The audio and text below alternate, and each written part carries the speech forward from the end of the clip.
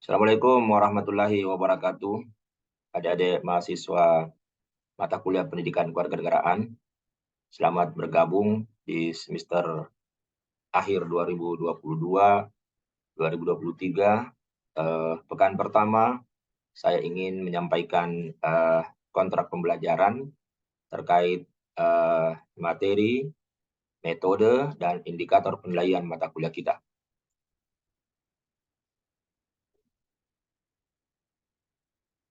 Jadi tim dosen kelas kita ini ada beberapa, walaupun tentu di kelas tidak semuanya terjadwal. Jadi ada saya, Rahmatullah, kemudian ada Ibu Afni, ada Ibu Fadilah, Ibu Nur Samsani, Ibu Wilda, dan Pak Agung. Tapi tidak semuanya terjadwal dalam satu kelas, tapi tersebar di berbagai kelas. Nah, kuliah itu tidak sekedar datang lalu tanda tangan absensi. Bahwa kemudian metode pembelajaran kita ini dari dulu, Universitas Hasanuddin ini telah merubah metodenya dari TCL ke SCL, di mana tentu diharapkan mahasiswa menjadi pusat pembelajaran dan dosen memfasilitasi proses pembelajaran tersebut. Penilaian juga mengikuti aturan akademik bahwa ada rentang nilai untuk mendapatkan nilai mutu A sampai nilai E. Nah, mata kuliah kita ini, mata kuliah pendidikan kewarganegaraan, itu 2 SKS, sesuai dengan aturan kementerian, bahwa mata kuliah tatap muka itu ada 3 bagian, di mana belajar mandiri itu 2 jam per pekan di luar kelas. Karena satu SKS itu hakikatnya 3 jam. 1 jam belajar mandiri, 1 jam tugas terstruktur, dan 1 jam kuliah tatap muka di kelas. Nah, karena kita 2 SKS, maka belajar mandirinya 2 jam per pekan. Belajar mandiri itu bisa membaca berbagai literatur, melihat video-video pembelajaran. Nanti tetap harus ada rekornya. Kemudian tugas terstruktur 2 jam per pekan. Bisa tugas individu, bisa tugas kelompok. Tugas individu bisa buat summary dari hasil baca, membuat intisari video-video pembelajaran. Tugas kelompoknya ada makalah, ada PowerPoint, lalu kemudian ada video presentasi kelompok. Lalu kemudian tatap muka di kelas. Inilah kemudian yang dulu dilaksanakan secara daring, tapi sekarang ini pimpinan universitas kemudian memutuskan bahwa perkuliahan kita full luring. 2 kali 45 menit di kelas, sesuai dengan jadwal kuliah kita masing-masing. Nah, sekolah itu tetap menjadi hal yang perlu kita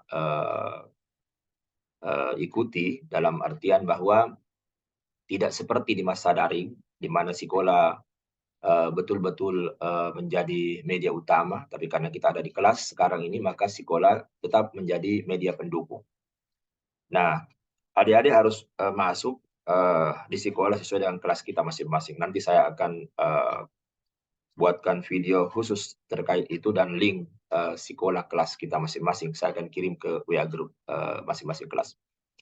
Nah, setelah Anda berhasil masuk di sekolah, ya di situ ada buku pendidikan Pancasila, buku pendidikan kewarganegaraan, di halaman muka sekolah Anda bisa download itu. Tapi sekali lagi, bukan itu satu-satunya literatur kita.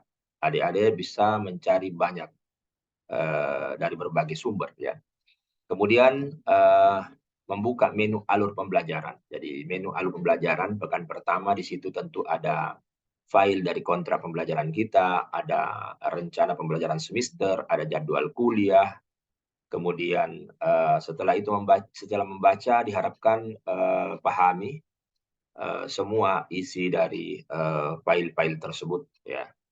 Khususnya di menu alur pembelajaran pekan pertama sampai pekan ke-16. Tapi sekali lagi bahwa sekolah itu masih full daring, sementara diperbaiki sehingga adik-adik bisa melihat itu untuk menjadi menjadi pemahaman. Tapi bahwa apa yang kita lakukan itu yang utama adalah yang disampaikan dosen di WA Group. Nanti WA Group yang mengarahkan seperti apa. karena kemungkinan pekan ini baru kemudian selesai diperbaiki alur-alur yang ada di sekolah, karena di situ alur yang betul-betul full daring. Kemudian Anda masuk ke menu grup. Nah, ini menu kedua yang penting adalah menu grup. Anda masuk sebagai anggota salah satu grup. Karena di situ ada grup, ada 7 grup. Ya, karena kita bagi kelas kita menjadi 7 kelompok, ya. Nah, siapa di kelompok berapa, itu sudah dikirim file Excel-nya di WA Group. Silakan lihat di situ. Kemudian ada menu tugas, ada menu forum. Cuma memang menu tugas ini tidak sebanyak dulu. Menu forum juga tidak sebanyak dulu, sesuai dengan pekan kuliah tidak. Menu tugas, kelas yang luring itu kemungkinan cuma 1 menu tugas individu dan 7 menu tugas untuk kelompok. Iya. Sementara menu forum, kemungkinan menu forum kelasnya itu cuma 2 maksimal. Nanti ada juga menu forum internal grup. Ya. Nanti tunggu petunjuk saja di WA grup kita dan di jadwal. Lihat kapan Anda masuk menu tugas, kapan Anda masuk di menu forum, karena tidak setiap pekan. Kecuali kelas-kelas yang full daring. Ya, kelas-kelas yang diputuskan full daring seperti kelas-kelas vokasi, atau kelas-kelas angkatan lama yang memang sudah program, tinggal mendalami mata kuliah ini, maka bisa saja kemudian ada pekan di mana dia daring, maka kemudian tugasnya menggunakan menu-menu sekolah. Silakan dilihat petunjuk yang ada di file Excel yang dikirim. Nah, ada 2 file Excel yang dikirim di WA Group.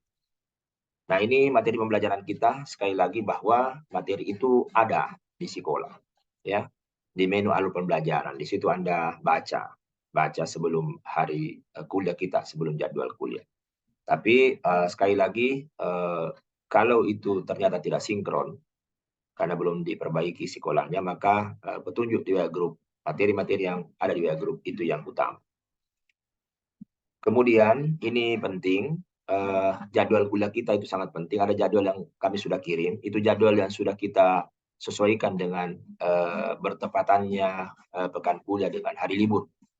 Jadi kalau hari libur tidak ada kuliah sinkronus, baik itu secara luring maupun secara daring. Namun mahasiswa tentu akan diarahkan, bisa saja diarahkan ke menu tugas atau diarahkan ke menu forum sekolah. Dan itu dikerjakan asinkronus, bukan pada hari di mana pada hari itu hari libur. Tapi deadline dibuka selama 1 pekan. Ya. Jadi tetap mengerjakan itu, lihat di jadwal kita yang ada di WA Group. Kemudian pekan setelah libur, ini penting bagi ketua kelas. Pekan setelah libur, harap untuk mengisi berita acara tambahan. Minta sama petugas ruangan, ada berita acara tambahan. Mahasiswa tetap mengisi kolom absensi pekan libur, ya. Jadi supaya presensi mahasiswa itu tidak kurang dari 80%. Sementara dosen pasti dicoret.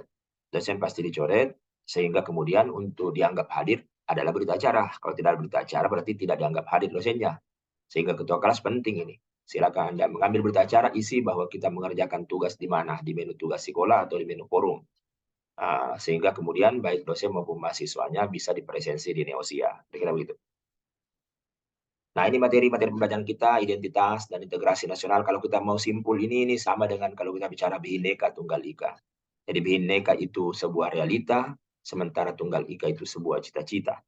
Nah, begitu berat untuk mengintegrasikan perbedaan itu. Tapi di saat perbedaan itu terintegrasi, maka menjadi rahmat, menjadi kekuatan bagi bangsa ini. Itulah yang kita mau bicarakan bersama. Bagaimana kemudian Bhinneka itu menjadi Tunggal Ika. Kemudian yang ketiga, sistem konstitusi. Jadi negara kita ini negara yang memiliki konstitusi. Konstitusi itu hukum tertinggi, sumber tertib hukum di Indonesia. Di mana dalam tata urutan perundang-undangan, Undang-Undang Dasar 1945 sebagai konstitusi menjadi hukum tertinggi, di mana dia kemudian menjadi landasan bagi lahirnya aturan-aturan yang lain. Ketetapan MPR, undang-undang, peraturan pemerintah pengganti undang-undang, peraturan pemerintah, peraturan presiden, peraturan daerah itu tidak boleh bertentangan dengan konstitusi. Kalau bertentangan dengan konstitusi, undang-undang itu di constitutional review oleh Mahkamah Konstitusi. Nanti kita lihat selanjutnya. Kemudian yang pekan keempat, kita bicara mengenai hak dan kewajiban warga negara. Nah, hak dan kewajiban warga negara itu sebenarnya ada karena lahir sebuah negara. Jadi bangsa membentuk negara. Negara lahir, maka ada warga negara. Di saat negara lahir, maka kemudian antara negara dan warga negara itu harus mengharmonikan hak dan kewajibannya. Tidak akan pernah bisa sampai di tujuan negara. Cita-cita negara kita di alinea kedua pembukaan, kemudian tujuan negara kita di alinea keempat itu tidak bisa dicapai kalau kemudian warga negaranya tidak harmoni hak dan kewajibannya. Ya, hak dan kewajiban warga negara itu di mana dilihat di konstitusi negara. Jadi legal standing dari hak dan kewajiban ada di konstitusi. Dalam pendidikan, di bidang ekonomi dan seterusnya itu ada di konstitusi negara. Kemudian yang kelima adalah demokrasi. Demokrasi itu sebuah cara, sebuah strategi pencapaian tujuan. Demokrasi Indonesia yang seperti apa? Tentu demokrasi Indonesia, demokrasi Pancasila, di mana demokrasi kita itu permusyawaratan perwakilan. Nah, apa dasar demokrasi kita? Ya, ketuhanan, kemanusiaan, dan persatuan. Untuk apa demokrasi Indonesia itu ada? Untuk mewujudkan suatu keadilan sosial bagi seluruh rakyat Indonesia. Jadi ending dari demokrasi itu adalah kesejahteraan, keadilan. Kalau kita tidak sampai ke situ, berarti kita perlu menengok definisi demokrasi kita. Jangan-jangan kita melenceng ke demokrasi liberal dan seterusnya. Nanti kita lihat. Ingat, demokrasi kita demokrasi konstitusional. Makanya di pekan ke-6 kita belajar rule of law. Aturan, ya, negara hukum. Jadi demokrasi tanpa taat hukum akan melahirkan anarkisme. Negara pemerintah tanpa demokrasi, maka dia akan sewenang-wenang terhadap rakyat. Dan hak-hak rakyat kita akan sangat susah untuk terpenuhi. Makanya perlu rule of law. Nah, apakah kita ini negara dengan rule of law? Iya, negara kita negara hukum. Pasal 1 ayat 3 di konstitusi mengatakan itu. Kita punya norma tertinggi konstitusi. Kita punya lembaga hukum kita banyak. Kita punya aparat hukum kita banyak. Tapi rule of law itu apa? Rule of law itu endingnya sebenarnya justice, keadilan. Jadi kalau keadilan itu belum tercapai, maka kemudian negara itu sebenarnya belum rule of law. Nah, sehingga bagaimana caranya mewujudkan keadilan itu? Sehingga istilah hukum tajam ke bawah, tumpul ke atas, istilah tebang pilih, kawan dilindungi, lawan dihabisi, itu tidak perlu ada lagi. Kalau hukum itu suprem, makanya perlu supremasi hukum. Nanti kita bahas itu. Kemudian materi selanjutnya geopolitik. Geopolitik Indonesia, itu kita bicara wawasan Nusantara di situ, cara pandang. Kenapa? Karena kalau cara pandang kita salah, cara tindak akan salah. Iya. Kalau kita memandang lampu merah itu harus berhenti, maka tindakan kita pasti berhenti. Tapi kalau lampu merah itu dianggap sebagai sebuah lambang keberanian karena merah, maka kita berani melawan arus dan seterusnya, maka akan terjadi kecelakaan. Jadi salah berpikir, cara wawasan kita salah, maka salah tindakan. Nah, bangsa ini bangsa yang majemuk, bangsa yang wilayahnya kepulauan, maka cara pandangnya harus sesuai. Bahwa di Indonesia ini ada kebinekaan, yang mana kita harus saling menghargai, duduk sama rendah, berdiri sama tinggi. Walaupun ada etnis mayoritas, tapi kemudian seluruh etnis di negeri ini sama kedudukannya dalam kesederajatan. Kemudian kita punya wilayah yang merupakan kepulauan. Ada yang di Sulawesi, ada yang di Papua, ada yang di Maluku, di Jawa, Sumatera, Kalimantan. Tapi itu adalah satu kesatuan yang disebut dengan Negara Kesatuan Republik Indonesia. Di mana tentu pembangunannya harus adil, tidak boleh diskriminatif, antar wilayah, antar sektor, dan seterusnya. Itu nanti kita bahas. Karena kita ini satu kesatuan. Kemudian, geostrategi, kita bicara mengenai ketahanan nasional. Di situ ada bela negara. Setiap warga negara harus bela negara. Tidak bisa kita tidak bela negara, karena negara ini wadah yang kita bentuk sendiri sebagai bangsa. Lalu kemudian wadah itulah yang akan membawa kita kepada tujuan. Jadi dia bernilai. Dia bernilai. Makanya kita perlu bela negara. Cuma bela negara kita tentu berbeda. Negara lain itu ada wajib militer. Kita lihat undang-undang pertahanan negara. Salah satu bentuk dari bela negara itu adalah belajar pendidikan kewarganegaraan, belajar Pancasila, agar nanti lahir warga negara yang baik dan benar, ya, good and smart citizen. Jadi bagaimana warga negara itu bisa bertanggung jawab, maka seyogianya dengan belajar kewarganegaraan itu bisa tercapai. Oke, itu gambaran dari materi-materi kita. Nah, ada topik-topik diskusi itu di pekan ke-9 sampai 15. Nah, silahkan kemudian adik-adik nanti lihat lebih lanjut, karena topik ini topik besarnya. Ada topik-topik kecil yang setiap kelompok itu punya. Jadi kalau pekan 9 misalnya kita pekan diskusi, maka semua kelompok buat makalah, buat PPT, buat video presentasi. Tapi yang presentasi di kelas akan ditunjuk sesuai jadwal. Lihat jadwal kuliah. Ya, sehingga kita bisa menilai ketepatan idenya, kejelasan uraiannya, kedisiplinannya, kerjasama kelompoknya, dan seterusnya. Tapi secara keseluruhan tetap harus buat. Karena ya bukan hanya satu kelompok yang bertanggung jawab paham ini masalah, tapi seluruh kelompok harus paham masalah. Lihat di jadwal kita. Kemudian metode. Metode itu adalah cara. Pertanyaan how itu harus dijawab dengan cara apa yang kita gunakan di kelas ini. Kita punya dua cara saja, dua gaya saja ya. Jadi jangan terlalu banyak gaya karena katanya rumus fisika itu banyak gaya, tekanan menjadi besar. Sehingga kita perlu mengatur hidup ini dengan baik. Makanya belajar juga perlu direncanakan. Ya, metodenya ada dua. Metode kita, skenario belajar ada di sekolah sebenarnya. Tapi sekali lagi, skenario itu jangan sampai skenario full daring. Makanya skenario yang Anda perhatikan adalah apa yang saya sampaikan di sini dan apa yang dikirim ke WA Group. Nah, skenario kita cuma dua, ada kuliah interaktif, kemudian ada diskusi kelompok. Jadi kuliah interaktif itu intinya ya Anda sudah belajar mandiri, ya baca buku, lalu kemudian Anda lihat video, Anda sudah buat summary-nya, summary hasil baca, intisari video pembelajaran yang Anda lihat, maka di kelas itu Anda bawa itu semua, ya. Bawa itu lalu kemudian dikumpul di kelas kan. Ya, nanti pekan tertentu baru digabung itu filenya menjadi satu tugas di sekolah. Tapi di kelas tidak hanya sekedar datang bawa tugas, tapi Anda harus pahami tugas itu. Karena 30 menit pertama dosen menjelaskan, saya akan jelaskan. 30 menit kedua, ya Anda diskusi internal dengan anggota kelompok Anda. Makanya dibaurkan ini, karena tagline dari pimpinan universitas ini, Pak Rektor mengatakan bahwa UNASKU bersatu, UNASKU kuat. Bersatu kita itu dalam kelas adalah kita berbaur. Makanya sekarang dibaurkan dari berbagai fakultas. Anda diskusi kecil, masing-masing kelompoknya, setelah itu akan lahir konsensus. Kita mau biasakan bagaimana kita kemudian menyampaikan ide, bagaimana kemudian kita meramu ide-ide yang berbeda menjadi sebuah konsensus, sebuah kesepakatan bersama, yang itu nanti diwakili oleh salah seorang menyampaikan dari kelompok tersebut. Walaupun setiap pekan harus berbeda yang menyampaikan, supaya melatih diri untuk kemudian berkomunikasi yang baik, menyampaikan ide, menjelaskan ide-ide. Kemudian ada pekan diskusi kelompok. Ada kasus-kasus tertentu, topik-topik tertentu yang kita bahas. Di mana ya sebenarnya itu adalah perpanjangan dari materi-materi tadi. Kita misalnya belajar demokrasi di kuliah interaktif, maka kemudian teorinya tentu sudah kita pahami, konsepnya kita pahami, kita masuk pada diskusi kelompok, di mana di situ kita akan bahas mengenai bagaimana realita demokrasi di Indonesia. Ya, bagaimana itu pemilihan presiden di Indonesia, bagaimana itu pemilihan kepala daerah di Indonesia, bagaimana itu pemilihan legislatif di Indonesia, apakah penyelenggara pemilu bisa menyelenggarakan dengan baik, ya.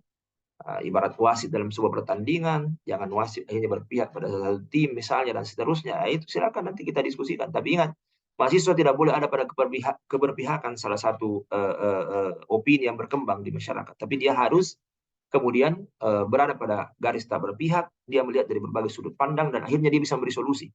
Jadi ini makalah kita jangan konvensional lagi, ada pendahuluan, pembahasan, penutup. Saya ingin ada 4 bagian dari makalah kita. Pertama, konsep dulu. Mahasiswa juga harus memahami konsep. Karena konsep yang Anda pahami itulah yang membuat Anda bisa melihat realita. Jadi bagian kedua, Anda harus punya gambaran realita seperti apa dari topik itu. Seperti apa realita demokrasi misalnya. Setelah Anda tahu konsep demokrasi di bagian pertama makalah Anda. Bagian ketiga, Anda bisa mengenali masalah. Jadi jangan kemudian hanya bisa melihat realita begitu saja, lalu kemudian Anda tidak bisa melihat masalahnya. Harus bisa menemukan dari masalah, sehingga ada rumusan masalahnya, apa masalah sebenarnya dengan demokrasi kita. Yang keempat, mahasiswa harus bisa memberi solusi. Walaupun kita ini bukan pemerintah yang membuat kebijakan, tapi ya setidaknya kita sebagai insan akademik bisa memberikan solusi-solusi apa, sesederhana apapun itu solusi, setidaknya kita bersumbangsi untuk bisa menyampaikan kira-kira seperti itu solusi yang mungkin baik untuk mengatasi demokrasi kita yang mungkin melenceng, yang bisa membawa kita pada keadilan dan kesejahteraan. Jadi itu sedikit gambaran ya adik-adik ya. Kemudian kriteria penilaian ya, penilaian itu adalah hak Anda. Nilai itu hak Anda, tapi itu adalah konsekuensi dari kewajiban Anda di dalam menjalankan prosesnya. Jadi ini adalah ikut dengan sendirinya. Ya, kriteria penilaian itu ada, nanti sebentar kita perlihatkan. Di rubrik penilaian sekolah sebenarnya ada.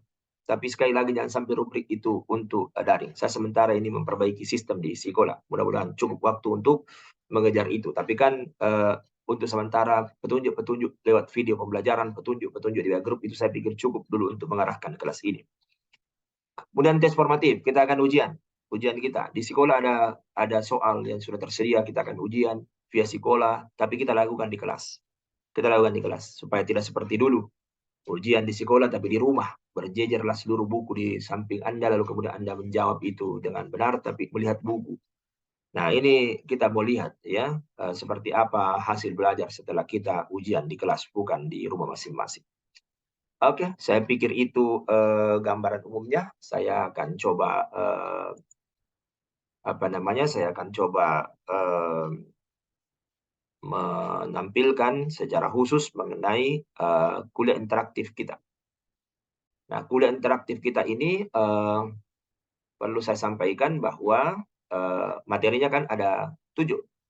Ya, tadi sudah disampaikan. Metode interaktif itu, ingat, mahasiswa belajar mandiri 2 jam per pekan. Karena ini 2 SKS. Baca literatur, ya, sesuai ruang lingkup materi yang dikuliahkan, khususnya materi kuliah di sekolah. Karena sekolah bisa membuat statistik. Berapa waktu Anda di dalam, apa yang Anda lihat, apa yang Anda download, dan seterusnya. Tapi sekali lagi, banyak literatur yang bisa dijadikan acuan, bukan hanya yang ada di sekolah. Menyimak video pembelajaran, ada video via YouTube yang akan saya kirimkan di kelas kita, di WA grup kelas kita. Lihat baik-baik, karena itu adalah summary dari materi-materi dari berbagai sumber. Ya, walaupun itu kelihatan amatiran videonya, tapi idenya insya Allah sesuai.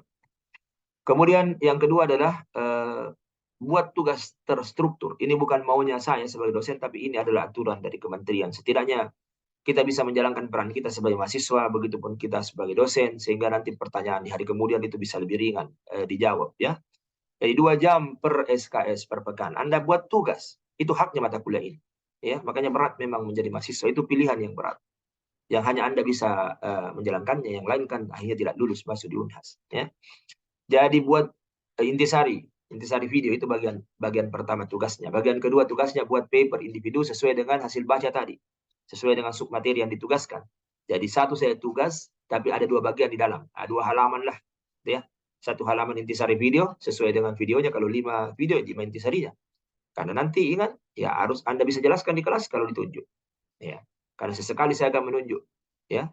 Kemudian tugas A dan B ini, ya, di-upload di menu tugas sekolah kalau kelasnya daring, seperti kelas vokasi atau kelas angkatan lama, ya. Tapi kalau kemudian kelas yang lain, angkatan 2022 ini, ya, maka kemudian itu dikumpul di akhir sesi kuliah. Ya, di akhir sesi kuliah. Cuma nanti disatukan jadi satu tugas akhir, di-upload di menu tugas sekolah. Kapan dilaksanakan? Lihat jadwal kuliah yang dikirim di WA Group. Perhatikan itu deadline-nya kapan, ya. Kemudian pada pekan tertentu itu akan ada topik di menu forum. Topik, ya, di menu forum. Misalnya, bagaimana pendapat saudara, apakah sudah menunjukkan rule of law di saat kemudian hakim memutuskan putusan mati terhadap misalnya tersangka di kasus pembunuhan Joshua misalnya. Itu bisa saja seperti itu, bisa saja seperti itu. Ada kasus tertentu, topik tertentu yang mungkin lagi update ini di kehidupan sosial kita, yang kemudian nanti diangkat di situ yang terkait mata kuliah kita, lalu kemudian Anda menjelaskan topik itu di menu forum. Lihat jadwalnya, ya, di jadwal Excel kita. Kemudian, ya, seperti tadi, ya, bahwa kalau hari libur, maka kemudian intisari tugas poin A dan B tadi diketik di menu forum. Jadi biar libur itu akan saya kirim video di situ. Walaupun bukan dikerjakan di hari libur itu, di pekan itu harus dikerjakan. Dan itu masuk di menu forum sekolah. Lihat petunjuk di WA Group. Kemudian, ya, ini 40 menit kali 2, di saat kita tatap muka, hadir, mengisi absensi, tepat waktu yang terlambat, simak itu penjelasan dosen, pahami dan dapat menjelaskan intisari tugasnya pada sesi interaktif, dikumpul tugas di sesi akhir. Nah, itu yang kita lakukan. Ini skenario ini sebenarnya. Jadi walaupun tidak lihat di sekolah, ini sudah ada skenario-nya. Nah, untuk warga negara asing, ini ada warga negara asing, nanti ini ada bahasa Inggrisnya ini, karena kami berdua dengan dosen yang memang punya kemampuan menyampaikan ide dalam bahasa Inggris. Nah, jadi tetap juga mahasiswa asing harus menjalankan 3 bagian ini. Belajar mandiri, kemudian tugas terstruktur, kemudian ya kuliah tatap muka. Nah, tugas terstrukturnya mereka itu tentu, kalau misalnya kita bahas demokrasi Pancasila, tentu tidak bisa mereka dipaksakan itu demokrasi Pancasila. Cuma di kelas, karena kelas asing ini biasanya bergabung dengan kelas internasional, ya tentu kelas internasional itu menggunakan bahasa Inggris di saat menyampaikan idenya mahasiswa tersebut. Jadi kalau misalnya mahasiswa Indonesia menjelaskan tentang demokrasi Indonesia, tentu orang asing harus mendengar itu. Dan dengan itu dia akan paham, oh, demokrasi Indonesia seperti ini. Sama juga dengan dia. Jadi kalau kita bahas demokrasi, maka demokrasi yang dibahas oleh mahasiswa asing adalah demokrasi dari negaranya. Misalnya dia dari negara Yaman, dia dari negara Yordania, atau dari Gambia, atau dari Somalia, atau dari Palestina, ya, atau dari negara-negara yang lain. Maka dia menjelaskan tentang seperti apa demokrasi di negaranya. Jadi ya harus demokrasi itu own state, ya, jadi sesuai dengan negara mereka. Tidak boleh kita paksa mereka untuk paham demokrasi kita. Sama juga dengan Pancasila. Ya, Pancasila itu ideologinya Indonesia. Nah, mereka punya ideologi, misalnya Malaysia, dia punya ideologi rukun negara. Ya, silakan. Nah, dengan memahami makna atau urgensi dari ideologinya, maka dia akan paham Pancasila itu urgen bagi bangsa Indonesia. Misalnya identitas nasional kita. Kita ini benderanya merah putih. Ada maknanya. Sama dengan mereka. Misalnya Malaysia punya bendera yang ada bintang-bintangnya sebanyak dengan negara bagiannya. Kalau kita kurangi bintangnya atau kita tambah bintangnya, tentu itu adalah sebuah hal yang tidak boleh dilakukan karena itu tidak mengapresiasi identitas negara lain. Sama juga dengan mereka, tidak boleh dia balik bendera kita dari merah putih menjadi putih merah karena ada makna yang kemudian tentu dilanggar kalau kemudian dibalik seperti itu. Sehingga dia akan memaknai bendera itu penting sebagai simbol, ya, sehingga kemudian dia menghargai bendera lain karena itu simbol bagi negara lain. Nah, itu maksudnya. Jadi sekali lagi kita mau juga mereka enjoy di Indonesia, belajar, ya, belajar di Unhas sehingga bisa menjadi iklan yang baik bahwa di Unhas mereka juga belajar dengan baik, dilayani dengan baik. Oke, tetap dia jalankan ini proses. Oke, indikator penilaian, indikatornya hadir, tugas individu itu tentu bisa dijelaskan. Sehingga ya bukan hanya tugasnya dinilai, tapi penjelasan dari mahasiswa itu. Ya. Oke, selanjutnya adalah kuliah interaktif sudah, kita masuk ke diskusi kelompok. Nah, diskusi kelompok ini pekan ke-9 ya, sampai pekan ke-15 ya. Nah, ini ada topik besarnya, seperti tadi yang saya sampaikan. Nah, kalau kita diskusi kelompok itu ya tentu ada kasus tertentu yang kita bahas ya, ada masalah tertentu yang kita bahas, yang harapannya ada solusi. Nah, sama, tetap ada namanya belajar mandiri karena tentu harus ada literasi dulu, ya. Nah, video pembelajaran disimak. Kemudian ya buat makalah, buat PowerPoint, itu diupload di menu tugas sekolah. Cukup satu yang mengupload di menu tugas. Ada pekannya situ, pekan 9, pekan 10 dan sampai pekan ke-15. Upload di situ. Ya, karena 7 kelompok itu harus buat makalah, buat PPT, upload di situ.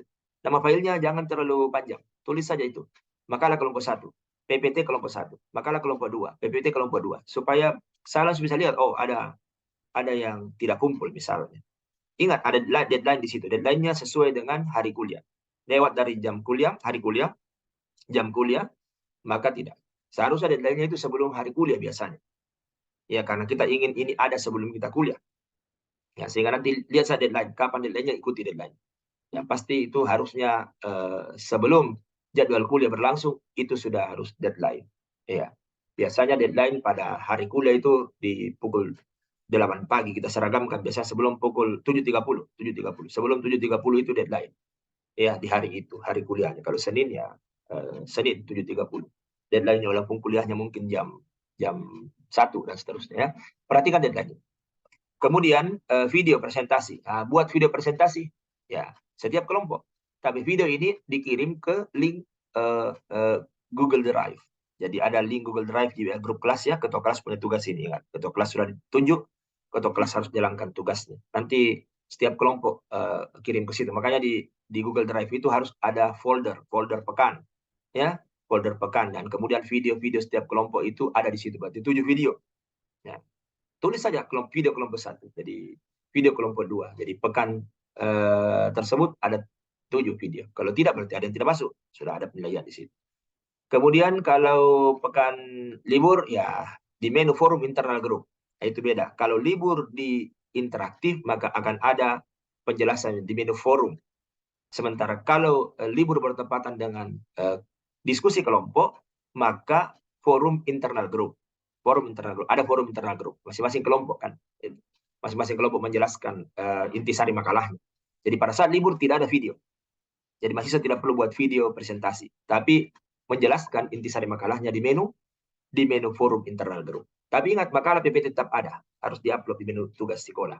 Dan itu deadline-nya biasanya selama 1 pekan Anda bisa lakukan itu. selama 1 pekan. Ya. Oke. Kemudian ya kuliahnya jelas, hadir tepat waktu, mengisi absensi. Kelompok pemateri yang ditunjuk, lihat jadwal di WA grup kelas. Anda kelompok pemateri menjelaskan, mempresentasi, semua anggota harus menjelaskan. Ya. Dan bisa saja tidak 15 menit. Jadi jelaskanlah sesuai dengan tugas Anda. Mahasiswa yang lain menyimak. Lalu kemudian bertanya atau mungkin menjelaskan apa yang kemudian dianggap masih kurang jelas dari kelompok pemateri. Nah, setelah itu, kelompok peserta yang lain itu menjelaskan intisari makalah kelompok. Sambil kemudian kelompok pemateri menyiapkan jawaban. Setelah itu kemudian ada jawaban pertanyaan dari kelompok pemateri. Kita mau mengatur kelas ini sehingga dinamis, tidak ada waktu di mana mahasiswa bercakap di luar topik kelas kita. Oke, untuk mahasiswa asing sama, tetap buat makalah sesuai dengan konteks negaranya masing-masing, dan semua tugasnya mahasiswa asing itu ya dikumpulkan di link Google Drive. Makanya dia perlu ada link Google Drive khusus untuk mahasiswa asing. Itu biasanya disiapkan oleh dosennya, ya, dosen mahasiswa asing. Kadang mau periksa itu dosen pendamping saya di kelas, ya, karena ada memang khusus yang mendampingi saya di kelas, ya, memang komunikasinya sangat baik dengan warga negara asing. Karena ada warga negara asing yang fasih berbahasa Inggris, ada juga yang fasih berbahasa Arab, dan seterusnya.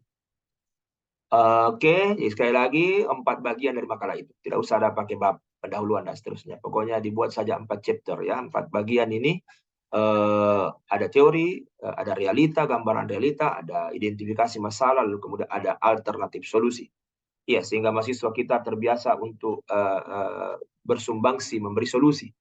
Jangan seperti dalam kehidupan kita ini, kita hanya berdiskusi tentang masalah. Satu masalah dipecahkan menjadi banyak masalah, sehingga semakin banyak masalah tidak ada solusi. Jadi masalahnya itu ya harus dikatalisasi, dikanalisasi, lalu kemudian dicari kira-kira apa solusi untuk itu, ya. Karena ada topik-topik nanti, misalnya topik terkait dengan kemacetan. Anda mengangkat masalah kemacetan di pintu 1 yang luar biasa, di pintu 2 yang luar biasa, yang sudah bertahun-tahun terjadi. Kira-kira sebagai mahasiswa, kira-kira apa solusinya itu? Apa solusi untuk itu? Misalnya solusinya 1, harus ada aparat keamanan di depan kantor BCA yang bisa melihat bagaimana kendaraan melanggar dari daerah Antang, sehingga dia tidak membuat carut-marut perempatan di pintu 1. Nah, itu bisa saja solusi. Ya, bisa solusi. Solusi penegakan hukum. Jadi bisa solusi penegakan hukum, bisa solusi rambu-rambu lalu lintas yang diperbanyak, yang di rekayasa lalu lintas, dan seterusnya, bisa banyak. Silakan saja Anda. Ya, sebagai mahasiswa harus berpikir sampai pada solusi. Karena Anda ini mahasiswa diharapkan menjadi penerus bangsa, bagaimana kalau tidak bisa membuat solusi, hanya menambah masalah. Ya. Oke? Analisis SWOT sederhana lah. Apa kekuatan, kelemahan, apa peluang, ancaman dari topik itu. Ya. Dan dinilai tentu kehadiran, tugas kelompok, makalah PPT video, penjelasan materi di sesi presentasi, di sesi diskusi. Nah, itu kita nilai. Makanya itu daftar nilai itu kan ada saya kasih wakil ketua kelas untuk membantu dosen, ya, mengidentifikasi kebaikan dan keburukan di kelas. Nah, ingat ini wakil ketua kelas, sudah ada file nama-nama, kelompok juga sudah ada di situ, di file itu saya sudah kirim di WA grup kelas. Anda nanti wakil ketua kelas, ya, harus kemudian mengecek, ada temannya tidak hadir, silang di kolom itu. Ada teman yang terlambat itu saat kuliah sudah dimulai, dosen sudah mulai, mahasiswa baru datang, itu terlambat. Tidak mungkin dosen mulai sebelum jadwal kuliah. Biasa dosen itu mulai 5 atau 10 menit sebelum kuliah dia mulai. Jadi toleransinya, tidak ada toleransi. Kalau dosen sudah mulai, baru masuk, berarti kasih minus. Ya, sehingga karena dia tidak disiplin. Kalau ada yang berpartisipasi, dia bertanya, menjawab, mempresentasi, lingkari itu angka 1 di kolom pekan tersebut. Ya, cuma lingkarannya cukup sekali lingkaran supaya tidak ada monopoli, ya, karena monopoli itu tidak boleh di negara Pancasila. Supaya berbagi dengan temannya, berbagi waktu untuk menjelaskan, jangan hanya satu orang saja, ya. Oke, itu untuk diskusi kelompok. Kemudian kita masuk ke ujian. Jadi bagaimana nanti skenario dari ujian tengah dan akhir semester kita, adik-adik sekalian, ya, bahwa ujian tengah di pekan ke-8, ujian akhir di pekan ke-16 materinya ini. Jadi ini materi-materi yang kita siapkan. Itu kalau soalnya esai. Kalau multiple choice, maka kemudian itu secara keseluruhan. karena dia menjadi pretest dan posttest kalau dia adalah soal multiple choice. Nah, kemudian ini masuk sekolah, ada tes formatif. Ingat, harus hati-hati masuk sekolah karena cukup 1 kali kesempatan. Kalau Anda gagal karena persoalan jaringan dan seterusnya, itu kita akan identifikasi kemudian. Tapi akan dikasih ujian susulan, itu pun kalau kemudian memang betul Anda gagal karena kesalahan sistem. Nah, karena kalau tidak 1 kali kesempatan, mahasiswa bisa mengulang terus dan seterusnya, sehingga soalnya bisa berulang, lalu kemudian bocor soal. Nah, ini 1 kali kesempatan, ya. Kemudian di pekan ke-16 juga begitu, ini materi pekan ke-16, kelihatannya kalau kewarganegaraan ini dari materi pertama sampai materi terakhir itu diujiankan, di ujian akhir, ya. Nah, sama di menu tes formatif. Nah, ini penjelasan terkait dengan ujian kita. Kemudian selanjutnya terkait dengan jadwal yang saya kirim. Jadi jadwal yang saya kirim ke kelas itu seperti ini, ya, bisa lihat. Tapi ini belum mengakomodir tanggal merah atau hari libur, baik itu cuti bersama maupun libur. Jadi adik-adik silakan lihat yang jadwal ini. Nah, kalau yang file yang kedua itu saya kirim adalah nama-nama mahasiswa, ada kelompok di situ. Kelompok 1 sampai 7, kalau angka 1 di kelompok berarti kelompok 1. Begitupun 2, 3, 4, 5, 6, 7. Ya. Ini adalah jadwal dan ini adalah summary dari RPS kita. Summary dari RPS kita. Setiap ini ada CPMK-nya. CPMK kita ada. Kemudian sub CPMK-nya ada setiap pertemuan, apa sasaran pembelajaran kita atau capaian pembelajaran kita di setiap materi-materi pembelajaran ini. Ya, ini saya pikir sudah dikirim. Ini belum ada tanggalnya karena yang ini bersifat umum. Nanti di kelas masing-masing itu ada yang sudah tanggal merahnya, di situ tanggal berapa dilaksanakan, ya. Karena ini yang pokok. Di kontrak pembelajaran yang pokok. Materinya apa, metodenya bagaimana, tentu metode itu include di dalamnya tugasnya, lalu kemudian indikator penilaiannya apa dari angka-angka ini, ya. Oke, jadi ada tugas individu di pekan interaktif, ada menjelaskan topik di forum pada pekan tertentu, kemudian ada gabungan tugas yang diupload di menu tugas, ya, karena tugas harian dikumpul di kelas. Kemudian kalau kuliahnya daring full, maka kemudian ada tugas individu diupload di menu tugas. Tidak dikumpul di kelas karena kita daring, khususnya yang vokasi atau angkatan lama. Sehingga ada makalah PPT, kemudian ada video presentasi setiap kelompok. Tapi kelompok yang presentasi kita bagi kelompok 1 sampai 7 dengan 7 pekan. Tapi makalah dan PPT serta video setiap topik harus ada setiap pekan. Iya, nanti lihat di jadwal yang sudah saya kirimkan. Oke, saya pikir itu penyampaian dari saya. Karena jadwal-jadwal kita sudah saya kirimkan. Itu berikut mengenai nama-nama mahasiswanya. Itu sudah juga saya kirimkan. Intinya wakil ketua kelas yang punya tugas di situ untuk kemudian menuliskan atau mengidentifikasi mahasiswa yang melakukan kebaikan dan keburukan, ya. Jadi wakil ketua kelas itu seperti pencatat kebaikan dan keburukan. Ini nanti disebut dengan daftar nilai proses. Jadi nanti yang saya storekan di subdirektorat pembelajaran bersama, ya begini. Ada nama-nama sudah ada dikirim ini di WA Group, ya. Ada nama-nama mahasiswa, NIM-nya, kehadiran 5%, interaktif 40%, diskusi kelompok 30%, UTS 15%, UAS 10%. Rebut ini poin-poin untuk bisa dapat A. Tapi ada nilai X. Kalau mahasiswa ini kan mata kuliah pengembangan kepribadian. Jadi kalau tiba-tiba dia sakit, ujiannya kurang bagus, tapi di kelas dia apresiatif, di kelas dia berkontribusi di dalam pembelajaran, maka bisa saja kemudian diberikan nilai tambahan, ya. Kemudian ini proses pembelajarannya dari waktu ke waktu, inilah tugasnya wakil ketua kelas. Jadi kalau di kolom ini ada angka 1 sampai 7, ya. Jadi 1 sampai 7 itu berturut-turut ke bawah itu bisa disebut kelompok. Jadi kelompok 1 ini 1 berarti kelompok 1, 2, kelompok 2 dan seterusnya. Sengaja saya seperti begini supaya berbaur mahasiswa. Karena di kelas ini ada 7 fakultas. Di kelas pekan pertama saya lihat duduknya juga per fakultasnya. Jadi apa artinya dibaurkan jadwal kita kalau duduknya per fakultas? Nah, kita mau itu UNASKU bersatu, UNASKU kuat. Kita harus berbaur supaya kemudian kita saling kenal mengenal. Ada nilai keunhasan yang muncul dalam diri kita, sudut pandang berbeda-beda di dalam membahas sesuatu, sehingga kelak, ya, nanti kalau ada kegiatan kemahasiswaan disuruh buat proposal, sudah bisa. sudah ada minta manja dari prodi lain, dari fakultas lain. Sehingga kolaborasinya bisa menjadi lebih baik. Nah, makanya dibuat kelompok begini ya.